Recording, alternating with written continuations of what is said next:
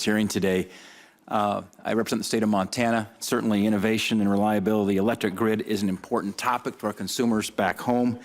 And thank you for what witnesses have relayed today regarding the challenges the modern electric grid faces.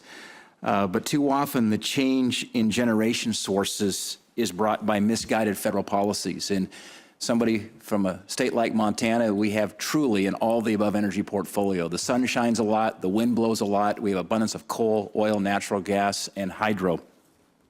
But Montana consumers rely on over half of their electrical supply comes from coal. And Montanans are severely concerned about the impacts of the EPA's regulations on their energy prices, transmission capacity, grid reliability, and the very jobs that depend on coal production in Montana. The Crow tribe, for example, their unemployment rate today is 50%. If we lost the coal mining jobs on the Crow reservation, their unemployment rate goes to somewhere north of 80%. The tax revenue of coal production in Montana is $118 million a year. That is how we fund our infrastructure, our teachers, and our schools. These proposed EPA Clean Power Plan rules could threaten operations at Colstrip. In fact, it threatens coal-fired plants in other states like Michigan. In fact, it's coal from Montana that powers those plants in Michigan that supplies electricity for the auto manufacturing industry there in Detroit. My questions surround the impact of Clean Power Plan on electricity reliability. Ms. Barton, Nick Akins, the CEO of American Electric Power, has been outspoken on grid reliability.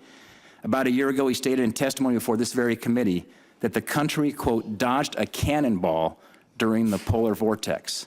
He also reiterated a point he made a month earlier that AEP used 89% of generation that will retire in 2015 to meet electricity demand during the polar vortex.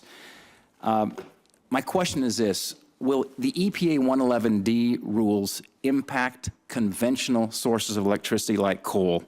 And if so, how will that impact grid reliability? Thank you. Will the EPA 111D impact conventional generating units? Yes, it will. One of the things that we have been doing is we have been studying the grid, in particular studying the PJM system to really understand and appreciate the impact of what some of these retirements are. And I think it's important to note that when you talk about the grid is the combination of the generation, transmission, and distribution system that is there in a given area. The grid in New York City is very different from the grid in Montana, the grid in Texas, and so forth. And so it's very important that we appreciate the inner workings of the grid in those regional areas. PJM, for example, has actually recently done a study, and it has gotten some news attention, and that is an economic study.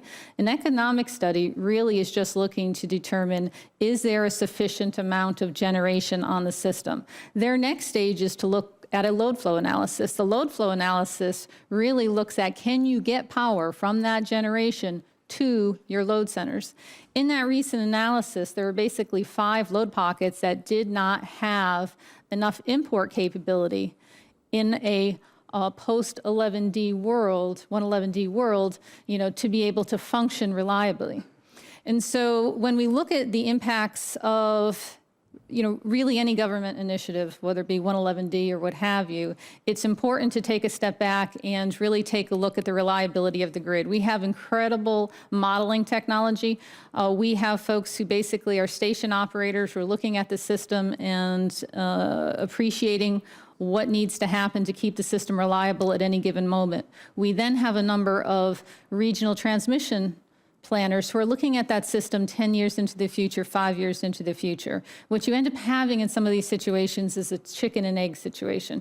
You need to first identify what generation is retiring, where is it retiring, what then changes are necessary with respect to the transmission grid to be able to maintain the reliable and stable system we have today. Thanks for insights into the supply chain and that. I appreciate that. And Commissioner Edgar, similarly, do the federal regulations like 111D help your commission create certainty, or do these regulations create uncertainty for consumers? Certainly. Thank you, Senator. Well, at this point, there is great uncertainty. As you're well aware, we are still in the stage of rulemaking, or EPA is still in the rulemaking stage. Many discussions have occurred about what the proposed rule really means, what it requires, what costs will come from the changes that it may or may not require. But of course, it's still a proposed rule at this point in time. And consumers, regulators, states, and industries are continuing to make investment decisions in order to meet the needs of customers short-term and long-term, not knowing what the final rule is going to be, or even once it comes out, what the implementation processes will be. So yes, there is certainly uncertainty now as that process moves forward. Thank you. Thank you.